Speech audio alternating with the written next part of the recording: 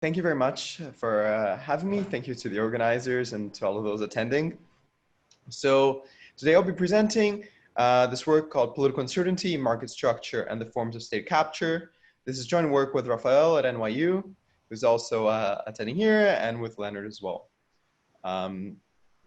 So this work is really motivated by the symbiotic relationship between firms and politicians. Now, it is often hard to observe how these relationships and these contracts are placed. So what are the returns to the firms from donating politicians in terms of policies that get implemented, policy making, and so forth.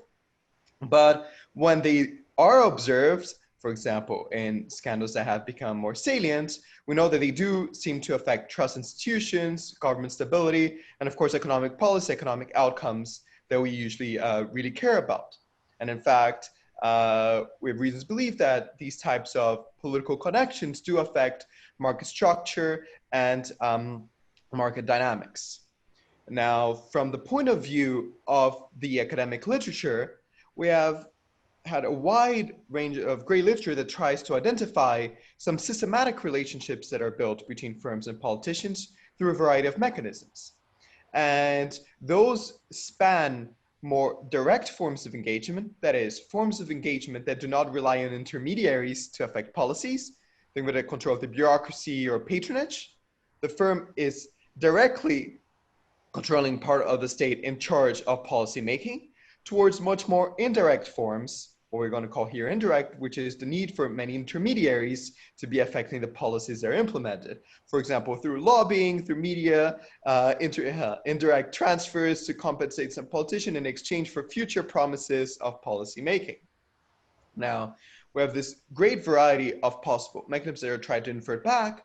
And our picture here is going to be more of a bird's eye view and ask, when are firms choosing one way or the other? So here we're going to take the firm and the firm's possibility in relationship with the politician as having this wider set of possible mechanisms to choose from. And we think that, you know, the fact that these firms have these different types of connections, different types of mechanisms are very meaningful because there is ample evidence that they can stifle innovation, deter innovation through, say, increasing costs on competitors, through changing the type of regulation policies that get implemented. So in relation to this theme, we're really interested in when will firms prefer a more direct form of capture, direct control of those implementing policies over others? What are these effects in terms of market structure, in terms of economic policies and innovation? And in fact, how is this decision shaped by the political environment, such as political competition? Making a bit of a tighter relationship to this main theme, we can think that technological innovation is and development is highly dependent on the political process. So this is why we're trying to emphasize here the role of the political structure in generating the institutions and facilitating these types of innovations. And when these and we're making a bit more evident, we're trying to focus on when connections are very salient, perhaps unobserved, but very salient, how does this distort the economic policies that could be implemented? So one focus of that is to really not just look at just individual mechanisms by firms, but also take the idea of electoral uncertainty. So political competition generating some form of uncertainty about who's going to be in power, and how that, together with political connections, will have impacts on welfare and essentially the democratic process. Okay. So the focus is really this liaison between political competition, so electoral uncertainty, its effects on market structure, and how those shape the contracts between firms and politicians. Now, as you can expect, it is not usually easy to observe these types of systematic relations. So we actually have to go into the field and collect a new set of data that will have this outcome, which I'll be explaining shortly how we collect, but this outcome of the forms of state capture, in essence, what are the promises that firms receive in exchange for campaign donations or campaign support to politicians. And how we're going to do that, we go into the field in Benin, and just before the 2019 elections. So Benin in particular here is going to be an appropriate context because it has variation in all of these dimensions that are of interest to us. The first dimension, of course, is a democracy with high electoral competition. So we're going to observe some places which have very low winning margins, so a lot of electoral competition, and other places that have wider winning margins. So there's variation in this dimension within a democracy. Second, there's qualitative evidence to suggest there is a role for firms in affecting policymaking. And that will give us some idea that yes, firms have this ability, and not only that, but they're strategic about it. And they have a wide set of mechanisms available by law. So a lot of what we're going to be looking at are legal ways of capture, whether it's through promises of bureaucratic recruitment that is in the control of some politicians, or campaign donations, some forms of lobbying, and so forth. So we have variation on the forms capture and in the democracy and political competition, and we'll be able to look as well at the effects on economic policies. We begin by structurally interviewing some key players, and then using chain referral sampling from those responses to identify potential subjects to interview thereafter, covering a larger extent geographically of Benin's territory in terms of the politicians that we're sampling. And the sample that we do cover seems to be balanced in terms of characteristics to those that we don't cover. And then we're going to match our new outcome of interest that I'll be describing in the next slide to political variables using electoral data, as well as location-specific geographical and economic economic covariates that we observe. So the first dimension that I mentioned is there's a lot of electoral competition. So you're going to see that at commune level, commune being, think of it for now as a municipality, as well as legislative level elections, winning margins can be low, and with some variation that is suggested that we have hope of getting by to our underlying mechanisms. So what is the key data innovation here that we really aim to collect? Is really to merge these different forms of capture. In essence, we're asking them, what were the firm's demands? So we ask each politician interviewee, what are the firm's demands in exchange for the support or donations in this next election? And we categorize these answers from 0 to 6, where 0 is how we've defined more indirect forms of capture, and 6 towards more direct. Now, for now, you don't have to stick to the exact precise 0 being more indirect than 1, but just broadly that there is this ranking that as we move from refunds, policies and promises of policies and program changes that are used through intermediaries to patronage and bureaucratic recruitment control, there are those that the firm really has control over the state's implementation of policy making. So we're going to construct 2 general types of outcomes based on this. The innovation one is going to be a binary form. So we're going to just split this ranking into more indirect and more direct forms of capture. You can think of it as this is a coarser way, but a more intuitive way and easier to analyze. So it's a more robust way of checking it. But we're going to complement that with an index, which is going to keep this rank from 0 to 6 and create combinations. The index allows you to have something that we observe in the data, which is some firms choose multiple forms of capture. So we're going to play off that maybe a firm in supporting a political campaign has promises of both patronage and maybe targeting public goods, and the index will allow us to get a bit on that. One immediate concern is, of course, we're trying a bit of a novel type of outcome and this type of data collection. So we want to make sure that the data is reliable. So we try to we're as careful as we can be to really validate this data set. And we essentially take a 4-pronged approach. The 4-pronged approach is, especially in light of possibly imperfect recall and sensitive information, although we make it salient that what we're asking really are legal types of operations. The 4-pronged approach first is we don't just take the politicians' answers about what the firm's demands are, at face value, we cross-validate it using the other side. So we also simultaneously interview economic operators from firms and then cross-validate their answers to what the particular politician said to generate a more reliable responses. We conduct a list experiment on politicians' affiliations to corporations to check whether they're less or more likely to respond or to not respond due to sensitive information about some of the aspects we're most interested in, and we're not finding much of a difference among treatment and control. The third approach, which I'm going to emphasize through the results, is we run a lot of placebo and robustness checks, exploiting institutional factors as well as factors driven from our theoretical point of view to show that there is a match of what we're obtaining. And fourth is we also collect alternative outcomes from the literature. That is, while we're interested most in this relation between firms and politicians, we also collect outcomes using experiments from public good provision in a budget that has been done in the literature and so forth, and then check whether the outcomes using these alternative, whether the effects using these alternative outcomes match those that have been found previously in the literature with other data sets, and that is something we show in the paper.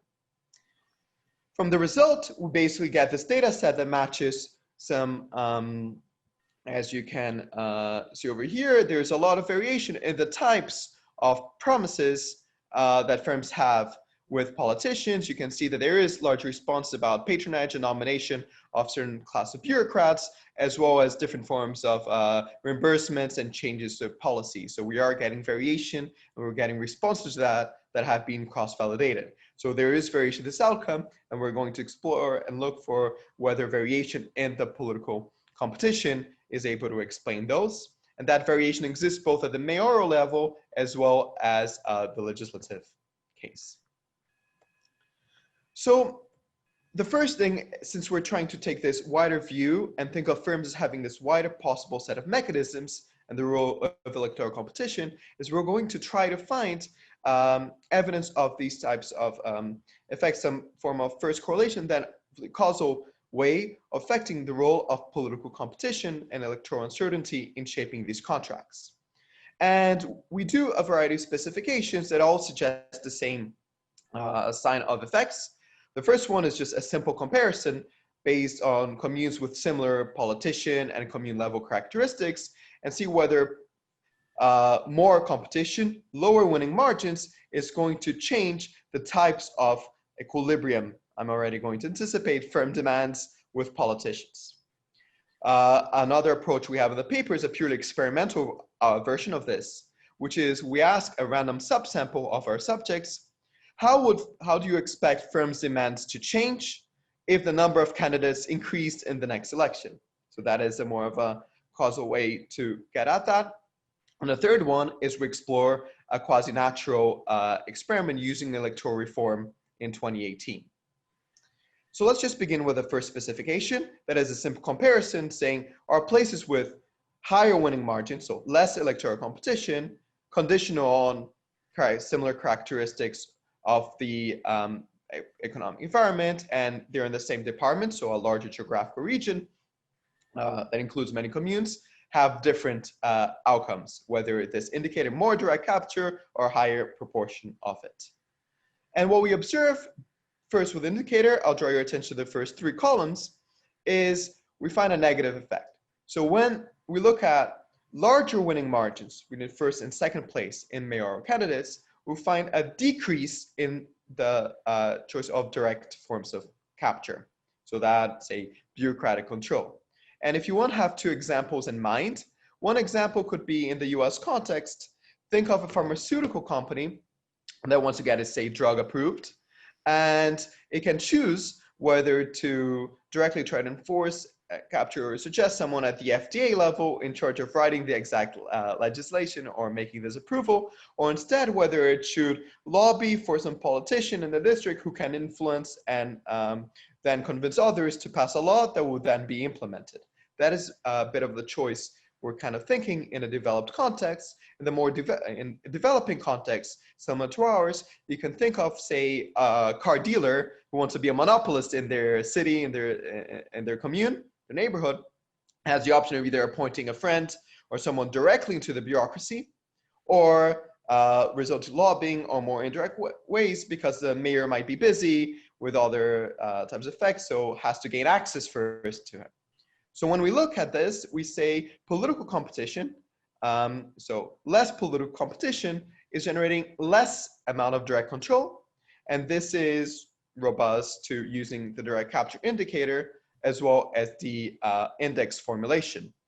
Now, in both tables, you can see that column 4, when we look at a winning margin that is not as salient, so between the second and third place, that effect is not present.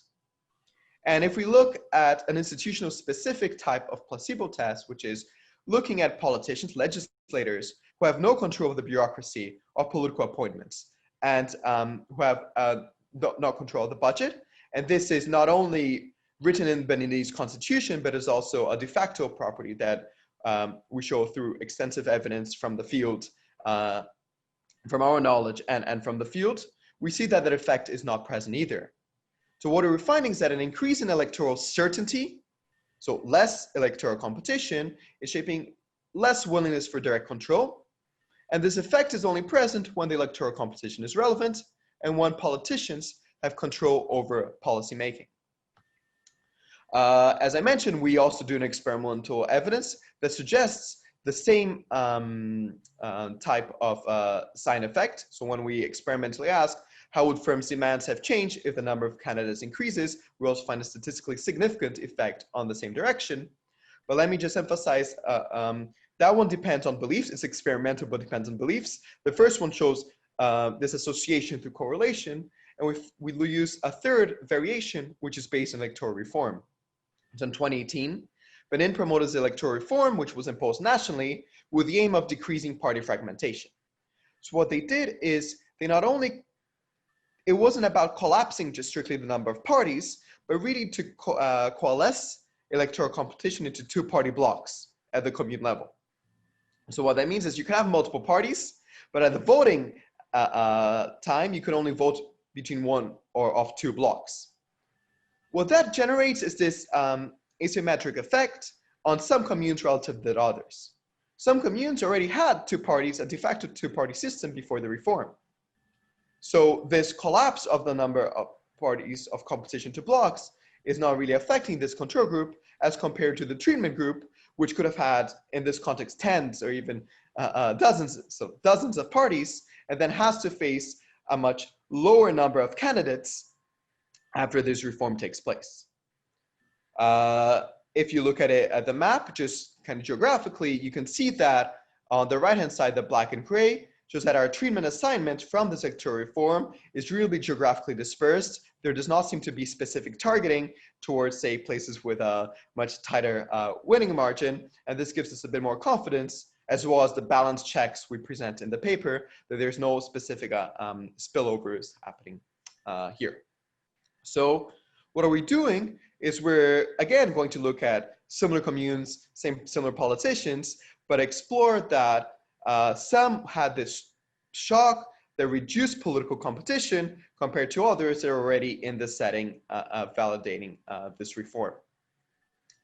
What do we find? We find the same type of effects. Basically, it's a bit noisier because of the variation we're using, but both important estimates and then our preferred specification that controls for politician characteristics, both with the indicator outcome, direct or indirect binary, or the types moving the portfolio of types of capture to more direct instead of indirect. We'll find this negative effect. Why? Because if you were affected, you had basically less political competition, you decreased uncertainty, you also decreased, changed the form of relationship you have with firms and politicians towards a direction that is less of direct, so less control of bureaucracy and policy making directly in the state. We conduct a variety of robustness checks for this one as well. Let me just show you one of them, which is where we re-randomize assignment of treatment and control. And we're finding, obviously, well, the re-randomized version has an average effect of 0, but our effect is far to the left of it.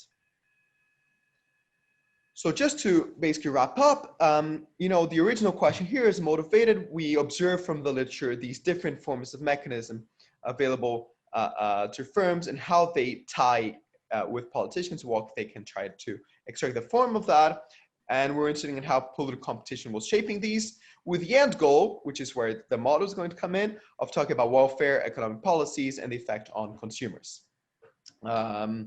So what we found is that across these variety of specifications and types of variations, increase in electoral certainty, so the certainty to the firm that they know who's going to be in power in the next period, reduce these direct forms of capture, and more, if you want to even think more widely, that political competition has a key role in actually affecting these types of outcomes and decisions.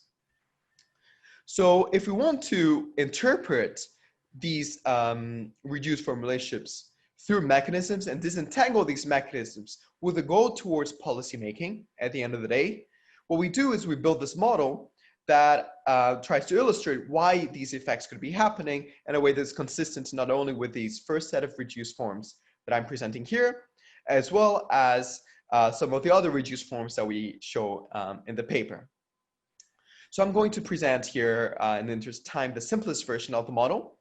And it's really about the choice of a firm, which is connected to politician, in trying to obtain market distortions. So this is really motivated by a large literature where firms can try to get, say, increased taxes or increased regulations on competitors to try to benefit itself. And how we do it is we think of an environment where there is a firm that can offer a payment to politicians, to the, say, incumbent, for example. This payment is called W. And this W is meant to induce distortions, market distortions, mu. What are market distortions here? In the case of the car dealer in Benin, it could be increasing regulations or taxes so that no one enters. So the idea of stifling innovation and changing market structure, for which we have a micro foundation also in the paper. Alternatively, you can think of increased taxes and anything that generates types of wedges in the sense of synchreno. In our micro foundation, we think of it as just increasing the marginal costs of competitors. What do market distortions of these forms do? They increase the firm's profits, but they decrease consumer surplus. So that's what market distortions will be for us. Okay, so this is the goal. The firm wants to maximize its profit. If it gets to make a payment that increases profit, that's great. But that's going to have this effect on society of decreasing consumer surplus. We model here a politician that has preferences over both these rents, these compensation that politicians have, and also has a relative weight onto consumers, onto the consumer surplus. So this relative weight is given by a gamma parameter. So essentially, you can think that in equilibrium, the payments will depend on the market distortions, but the first twist of our model is the sense of an incomplete contract. What is the election here doing? It's while I can pay a compensation W pre-election, I'm only going to get my market distortions after the election is realized, and that will depend on whether the incumbent is re-elected or not. So for simplicity, think of this random variable, it being just over than half is just for the comparative statics, just to make it easier. But basically, it's probably P that the incumbent wins. If the incumbent wins, they can pay back the promised policy market distortions that increase the firm's profits. But what happens with probably 1 minus P? 1 minus P, the incumbent is replaced, is removed. So the incumbent loses. So the firm loses its tie, its connection, and the firm loses, possibly loses the payment they made. They had made a payment without guarantee, and this is a sense of incomplete contract that we think is inherent to campaigns, right? You make a political donation, you make support, but you can only get the benefits possibly if your tie is successful. The second twist here is, and the final and most important, is that we're not going to think of just firms as being able to choose the amount of distortions, the taxes, regulations, but also how they're implemented. Given this environment of incomplete contracts, that they might not be sure whether their connection is going to be in power in the next period, they are also going to be able to choose this tau, which is the amount of direct control, or contract simplicity, or contract completeness. What does tau essentially means? Tau is the probability, so it's the share of direct control Or in other words, the probability that you'll be able to maintain your distortions, your market distortions, even if your incumbent is displaced. Think of a firm that controls a bureaucrat. So even that is in charge exactly of writing the exact legislation of policy making. If your incumbent, if your connect politician loses, but you still have that bureaucrat, you still have a likelihood that you'll be able to implement your desired distortions. Now, direct control, we are going to assume here is strictly increasing and convex, and we microfound this later. So in essence, what is the firm doing? It's maximizing expected profits. What is the expected profits here? The expected profit is if the politician gets reelected, your connection gets reelected, you get the profit with the distortions that you paid for. If they're not reelected, then there are two possibilities. With some, if you have more direct control, it's more likely that you'll be able to still keep those distortions. If not, you're going to lose the distortions. That is, you're going to have to keep the profits without distortions, but having paid that compensation. And that compensation has to be sufficient that it entices an expectation, the politician to accept it. What is the expected surplus? So it depends on whether the distortions will be implemented or not. We can rewrite this problem altogether in terms of an expected de facto preference for the firm. What is the de facto preference for the firm? Is it internalizes not only the profits, it wants to maximize its profits, so it chooses distortion to maximize it, but internalizes benefits to consumers. Because as it is more likely to implement distortions, it will also have to increase payments to the politician to guarantee that, which means it won't just be increasing profits, but also increasing payments. Okay. So with this in mind, we can derive the first order conditions. They're just, for the simplest version, they're very intuitive. And they're just equating marginal costs to marginal benefits. For the case of the amount of market distortions, the marginal benefit is an increase in profits to the firm. The marginal cost is the loss of consumer surplus as perceived by the politician. But here is where I think the twist of what we're trying to really get at is different. It's the role of electoral competition, as you can see by this P, in changing firms' decision-making and its relationship with the incumbent here. And why is that? The marginal cost of direct control is on the right-hand side, but what is the marginal benefit? The marginal benefit of really controlling the implementation of policy is when you don't have that connection anymore. You only need this type of direct control when your connection loses and is not able to give back what you promised. And that occurs with probably 1 minus P. And in that case, the return is to get utility or get the profits at distortion rates instead of the returns without the distortions. So one of the takeaways here from this model is really thinking of the electoral channel and the role of electoral uncertainty plays in firms' decision-making. Especially that here, these firms will have this risk aversion, which generates the result that we find with the reduced form. That is, as we have higher electoral certainty, indirect control increases. In other words, higher electoral certainty means you have less direct control. Why is that? Because direct control here is an insurance. It is costly, but it increases the probability the firm that receives the already paid for the market distortions, regulations, policies, mu. This insurance is more valuable the higher the electoral uncertainty. So the insurance only pays if the incumbent is displaced. So here is really the role of uncertainty and political competition in generating through the risk aversion by firms who prefer stability. So that's what's really shaping contracts in our environment. You could also define some form of government control. Say, do firms have more government control? That is, they have more market distortions or more direct control, and that also is going to be shaped in the same direction by political and electoral uncertainty.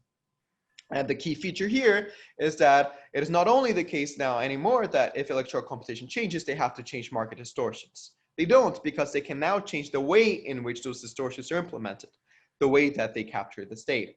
And that is going to have deep effects, as I'll show you in a minute, in terms of the policy making.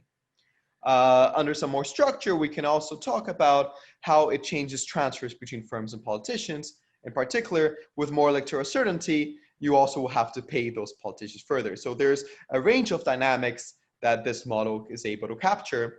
We have some extensions of the paper that I've already alluded to. The first one is we can microfound these profit and consumer surplus functions through a model standard model of consumer demand, Cornell competition. Second one, related to Adnan's talk, is to think about this direct control as really bureaucrat's effort.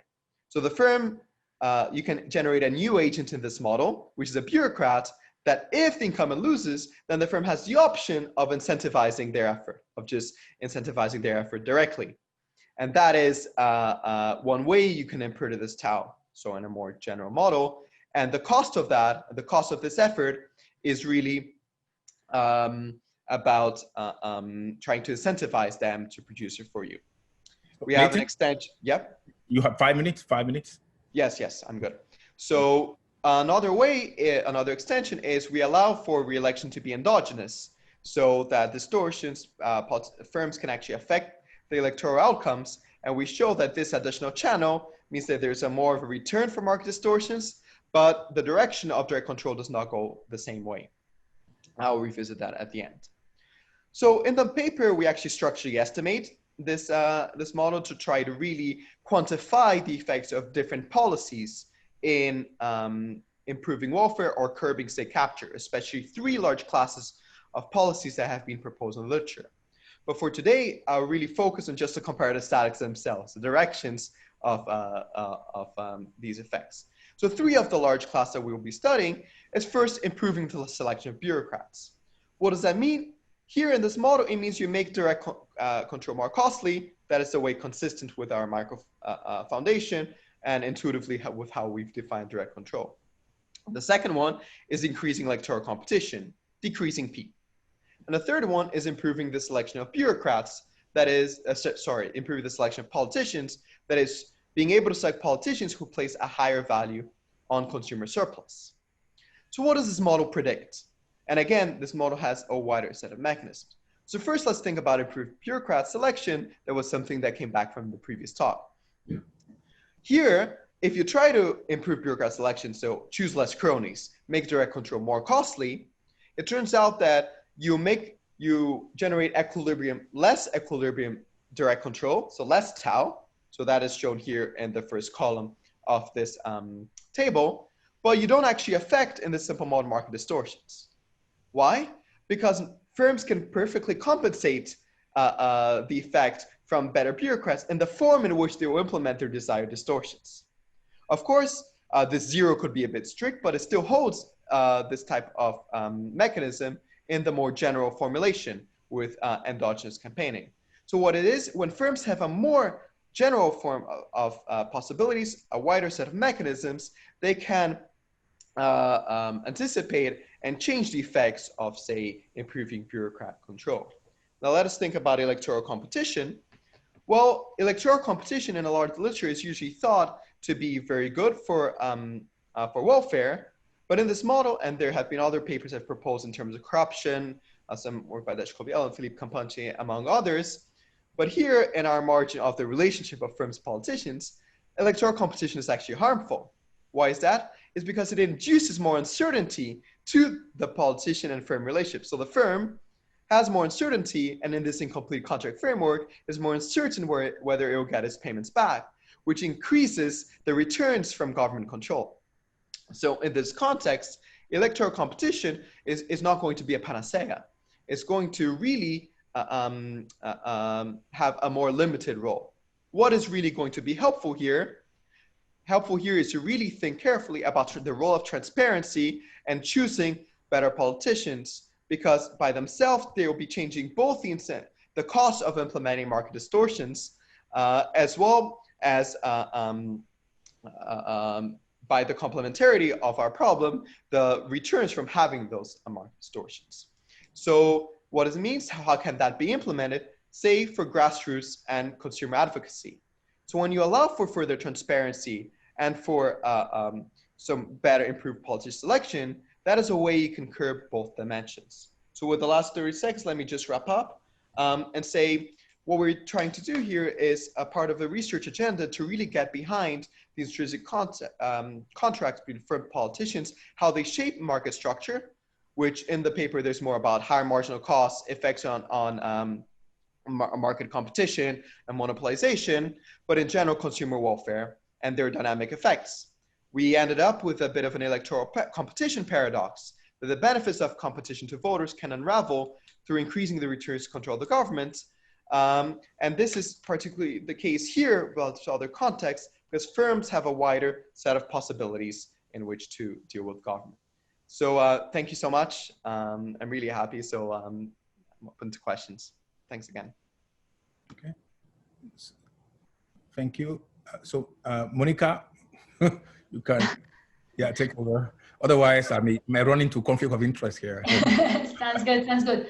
Actually, I had a question very similar to Eduardo Teso, who asked what happens if the firm can provide transfer not only to the incumbent, but also to the challenger. And I guess that my question was related in the sense that, as far as I understood from your setting, I think they can.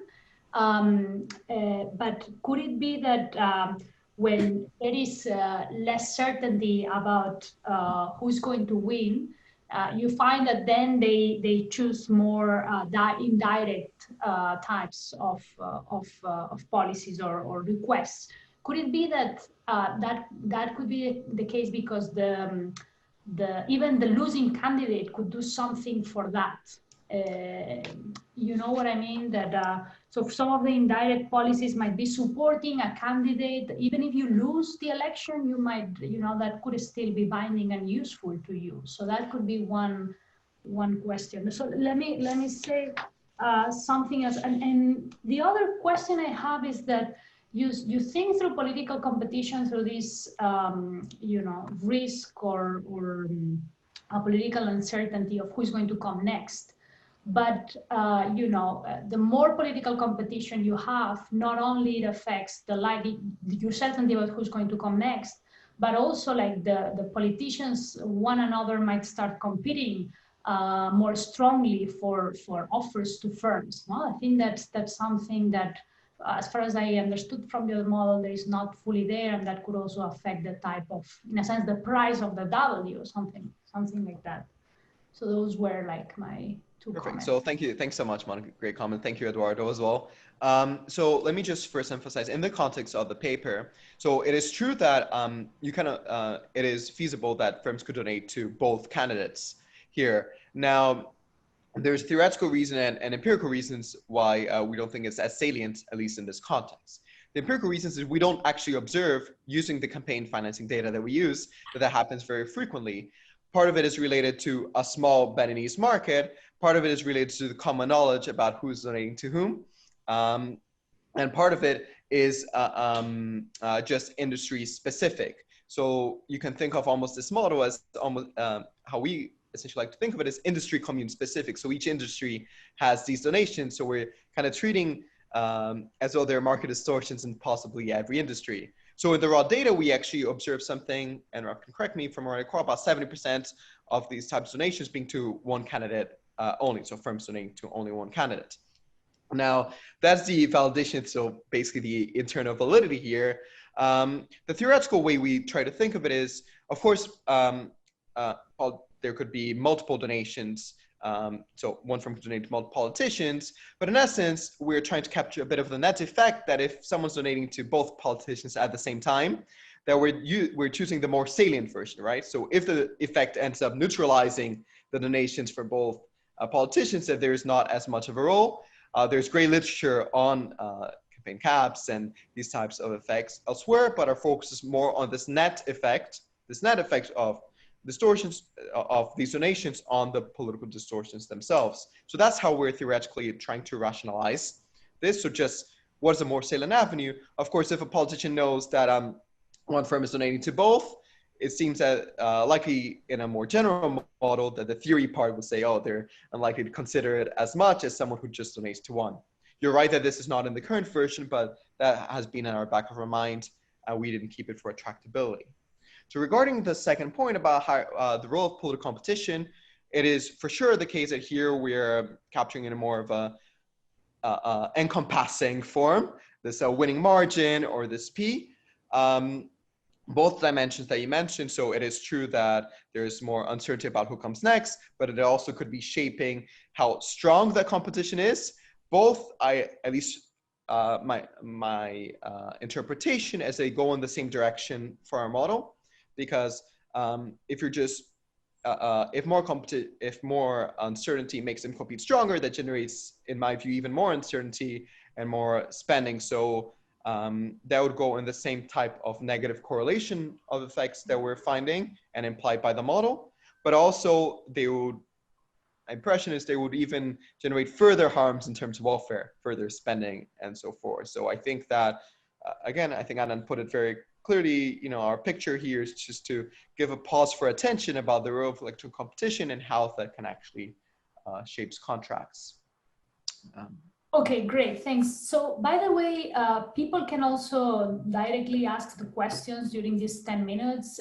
If you are not a co-host, just raise your hand with the platform, and then, I will moderate and you could directly ask the question. If not, we can also do it through the chat. So let me read one more question from Ismail Sanusi. It may also be interesting for the model to consider what happens when there is a sudden regime change, like a recent coup in Mali, transition back to democracy might be distortionary. Do you have any views on that? So that's a fantastic point. So for sure, it hasn't been laid out in the talk in the paper so far, but there is an implication from the model, right? So of course we, the dictatorship, and there's all these other welfare worsening economic policies that come with it. But in this context, if there is a stability of what the firms can expect, then there will be changing of the forms of capture and that. So there will be a changing of these type of relationships, and there will be a changing of these welfare implications as well. So I think that is a great possible extension. My claim is we have some avenues here. I'll take that as a leeway to talk a little bit that we have a research agenda on the dynamic effects. So, on the one hand here, the political competition is given, then you have these equilibrium contracts.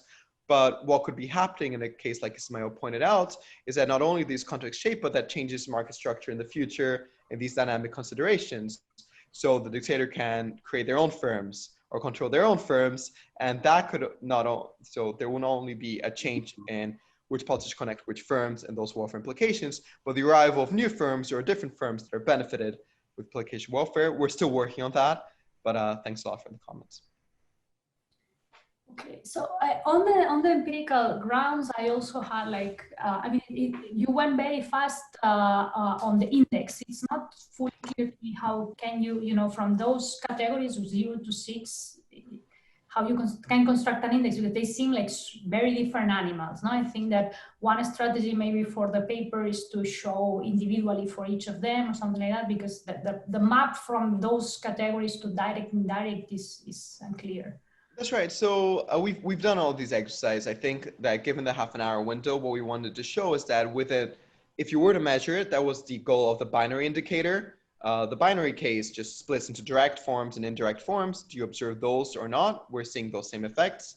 We do in the paper, you can categorize it in various similar different ways. The reason for the ordering from 0 to 6 is motivated by our definition and by our theory of what we consider to be more direct, what we consider to be indirect. Now, you're completely right that it's not immediate how to aggregate these together. I think that is, we did the best we can, and it's a bit part of coming up with a new data set, a new type of question that will run into these natural limitations. The way we think of it when we have this index is we want to capture the idea, and that came up in the chat, I think, of firms being able to choose multiple forms of capture. So if you choose multiple forms, bureaucratic control, and so 3 and 5, how should we think of it? So we've done it in different ways. The ways I presented were like convex combinations of them. And I like to think of it as more portfolios. So the binary indicator is, are you going to capture more direct or indirect? And the index will be, how are you changing your portfolios of forms of capture in a way that is more tightly linked because we also structurally estimate to the model. The model that tau is an index between 0 and 1. What is the share of forms that you're doing? I think there is a role that we can somewhat clarify, but we're really trying to rank them in terms of direct. Do you need intermediaries? Do you almost like directly intervene on the state policy making as relative to others? So that is a bit of the broadness that we're trying to do. There's a lot of exercise where we change slightly this definition around our theoretical definition in the paper. Mm-hmm. Okay, thank you. Thank you. Is there any other question from the audience? Does anyone there was a question by by David Yang about, just comments on basically, if you want to look at a multinational choosing countries, so the no uncertainty case will be a dictatorship, uncertainty case will be democracy.